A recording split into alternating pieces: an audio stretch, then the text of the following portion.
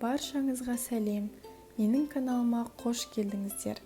Бүгін сіздермен өзімнің сүзбелі бәлішім рецептісімен бөлісетін боламын. Өте оңай дайындалады, әрі жұп-жұмсақ, өте дәмді болып шығады. Ең бірінші қамырын дайындап аламыз. Осындай көлемді ыдысқа ұн, қант және де қопсытқышты салып жақсылап араластырамыз. Кейін салқын сары майды қосып, қолымызбен біркелкі болғанша жақсылап ысқылап араластырып, қамыр дайындаймыз. Сары майды тоңазытқыштан 1 сағат бұрын шығарып қойсаңыздар, қамыр тез дайындалады.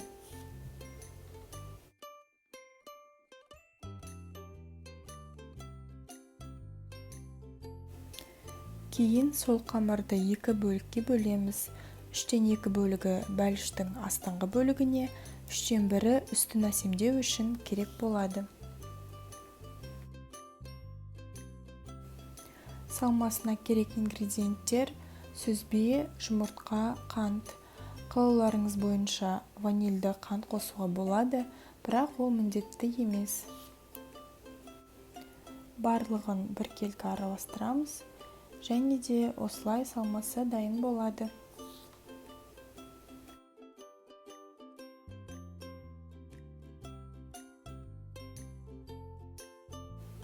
Бәлішті пісіретін формамызға пергамент төсеп, дайындап қоямыз.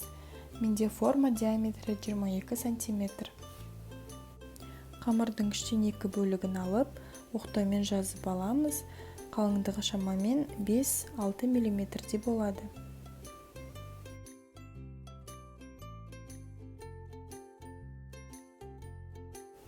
Дайындалған формамызға осылай жайып, жан-жағын біркелкілеп аламыз да, шаншықпен бірнеше жерден тесіп шығамыз.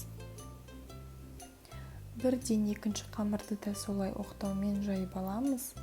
Ол қамырды не пышақпен, не менікінде ирек кескішпен жолақшалап кесіп аламыз. Ол процесс менде түспей қалыпты.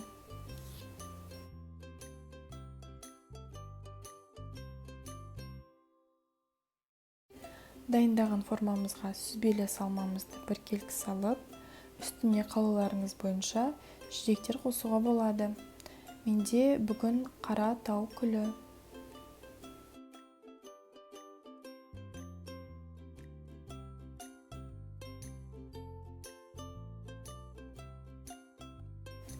Кейін өзіміз үстіне дайындаған жолақшаларды әдемілеп, кезек-кезек қойып шығамыз.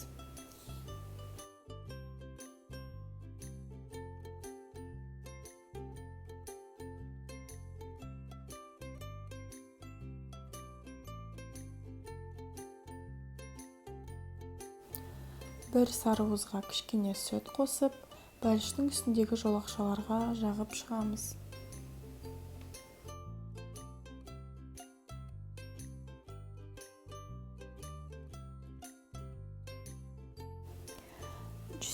градуста қызып тұрған пешке саламыз.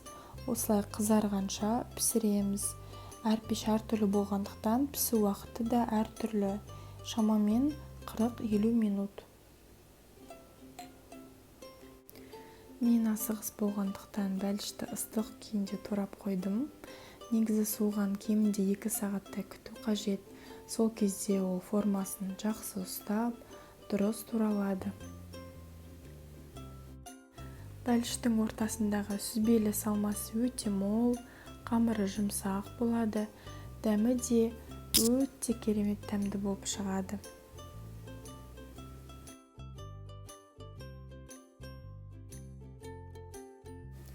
Міндетті түрде осы рецепт бойынша жасап көріңіздер. Және де менің каналыма тіркеліп, лүпіл басып, комментарий қалдыруды ұмытпаңыздар. Сіздермен болған Төлеуқұл Айзат. Барлықтарыңызға сәттілік.